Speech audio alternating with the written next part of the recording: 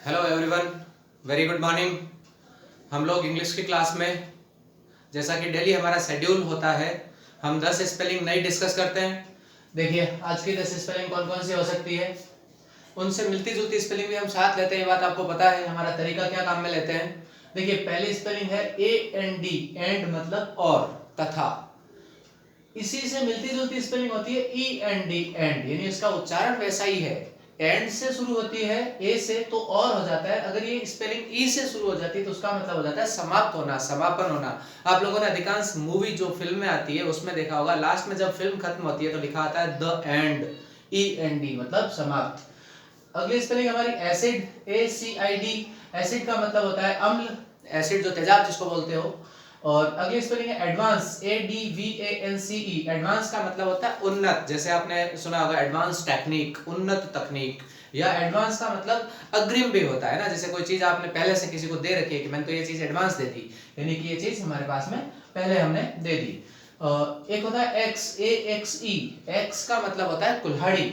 और any, ANY, any का मतलब होता है कोई भी। अब एनी के साथ में ये क्या, एक प्रीफिक्स होता है, मतलब पहले लगता है, इसके आगे कोई एक शब्द आता है, जैसे एनीवेयर कहीं भी, एनी टाइम कभी भी, है ना। तो एनी का मतलब वो किसी के लिए भी काम में आ सकता है। ऑलमोस्ट, ALMOST, ऑलमोस्ट का मतलब होता है लगभग, है ना। कोई चीज कंप्लीट होती है तो कहते हैं ऑलमोस्ट कंप्लीट, है ना। और इसी लगभग को एक अपन अबाउट भी बोलते हैं, ABOUT, अबाउट मतलब भी लगभग। इसमें एक स्पेलिंग आती है अपनी अटैक, ATTACK। अटैक का मतलब होता है हमला करना। और एक वर्ड है अपना 10वीं लास्ट आज की स्पेलिंग होती है एरिया, AREA। एरिया का मतलब होता है क्षेत्र, इसको हम क्षेत्रफल भी बोल सकते हैं, ठीक है। और इसके बाद हमारी जो टेंस की बात होती है, हम अभी प्रेजेंट सिंपल टेंस का आज चौथा और इस सिंपल टेंस का आखिरी सेंटेंस जो होता है उसमें नेगेटिव और इंटरोगेटिव सेंटेंस जो है उस पर बात कर लेते हैं। नेगेटिव का मतलब हमने पिछले टॉपिक में बात करी थी कि नेगेटिव मतलब नहीं आना चाहिए, देखिए फॉर्मूले में नॉट आ गया। और इंटरोगेटिव में भी पिछली क्लास में बात करी थी हमने कि उसमें क्वेश्चन आना चाहिए, यानी WH वर्ड होता है, या फिर हेल्पिंग वर्ब जो होती है वो सब्जेक्ट से पहले आ जाती है, तो ये देखिए इसमें आ गई। और अब इसका फॉर्मूला क्या बन गया, WH वर्ड, फिर हेल्पिंग वर्ब, फिर सब्जेक्ट, फिर नॉट लगाना है, फिर वर्ब की फर्स्ट फॉर्म और ऑब्जेक्ट, और लास्ट में हमें क्वेश्चन मार्क लगाना है। और इस टेंस के लिए हमारी हेल्पिंग वर्ब क्या चल रही है, या तो हो रही है डू और या फिर होती है हमारी डज। डू बहुवचन के लिए, डज एक वचन के लिए। अब तो मुझे लगता है आपको याद हो जानी चाहिए ये चीजें साथ साथ, है ना। और रेगुलर वॉच करोगे तो अपना दावा है कि आप 1 महीने के अंदर इंग्लिश बोलना शुरू हो जाएंगे, और सारे टॉपिक तो अपन कवर कर ही रहे हैं, ठीक है। देखिए इसका सेंटेंस लेते हैं, हम एग्जांपल लेते हैं। देखिए शर्त क्या है कि उसमें क्वेश्चन भी आना चाहिए और नहीं शब्द भी आना चाहिए, नेगेटिव भी और इंटेरोगेटिव भी। जैसे क्या वह पढ़ाई नहीं करता है। अब क्या वह पढ़ाई नहीं करता है, आपका आंसर देखिए हाँ या ना में आएगा। हाँ या ना में आएगा, इसका मतलब हेल्पिंग वर्ब से स्टार्ट होगा, तो इसमें क्वेश्चन भी पूछ रहा है और साथ में नहीं शब्द भी आ रहा है। तो क्वेश्चन भी पूछता है और नहीं भी आता है, ऐसे सेंटेंस कैसे हो गए, नेगेटिव इंटेरोगेटिव सेंटेंस। अब इसकी इंग्लिश बनाने की कोशिश करते हैं। देखो क्या वह पढ़ाई नहीं करता है, वही चीज ध्यान रखिए, अगर किसी प्रश्न का उत्तर हाँ या ना में आता है, हाँ या ना में आता है तो वो प्रश्न हमेशा हेल्पिंग वर्ब से शुरू होगा।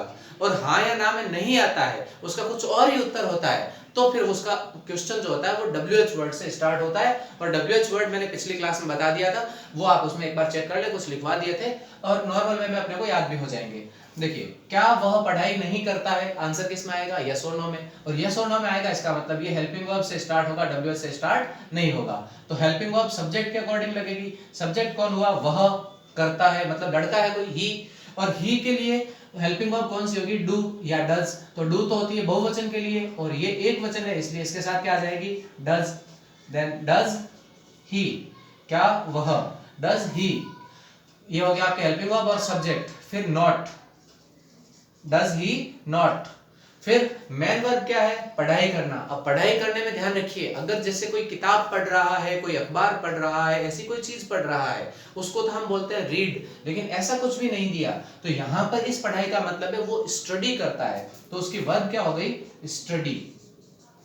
Does he not study, does he not study, क्या वह पढ़ाई नहीं करता है, डज ही नॉट स्टडी, और क्वेश्चन मार्क हो जाएगा, इसमें इसका ऑब्जेक्ट नहीं है। लेकिन ध्यान रखिए यही चीज मान लो ऐसा आता सवाल, क्या वह अखबार नहीं पढ़ता है, तो अखबार नहीं पढ़ने में क्या हो जाता है, यहाँ आगे आ जाता न्यूज़पेपर ऑब्जेक्ट में, और यहाँ स्टडी की जगह फिर वो रीड हो जाता, क्योंकि उसको वो पढ़ रहा है।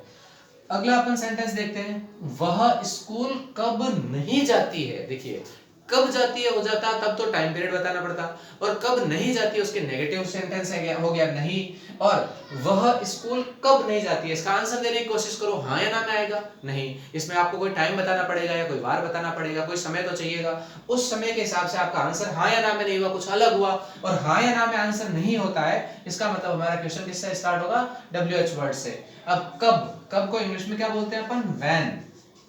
फिर सब्जेक्ट कौन है, वह नहीं जाती है, देखो जाती है मतलब लड़की है कोई, सी, व्हेन, सी क्या है, थर्ड पर्सन एक वचन, उसके साथ भी हेल्पिंग वर्ब कौन सी आ जाएगी अपनी, डज, व्हेन डज, फिर सब्जेक्ट हो गया सी, देखो WH वर्ड हो गया, हेल्पिंग वर्ब हो गया, सब्जेक्ट हो गया, इसके बाद क्या आता है, नॉट, नॉट, और फिर वर्ब क्या है इसमें, जाना, स्कूल जाना, गो, और जब गो या कम होता है वहां पर क्या होता है, कहीं एक जगह से दूसरी जगह जाना होता है तो हम लोग टू लगाते हैं, गो टू, फिर कहां नहीं जा रही है, स्कूल, ऑब्जेक्ट क्या है, स्कूल, और क्वेश्चन मार्क लगाना है। When does she not go to school? वह स्कूल कब नहीं जाती है। इस टाइप से बहुत सिंपल है इंग्लिश, बस आप इसको सिस्टमेटिक पढ़ते रहिए, कोई दिक्कत नहीं आएगी। अगला एक बहुत अच्छा सेंटेंस है, देखिए, राधा खाना क्यों नहीं बनाती है।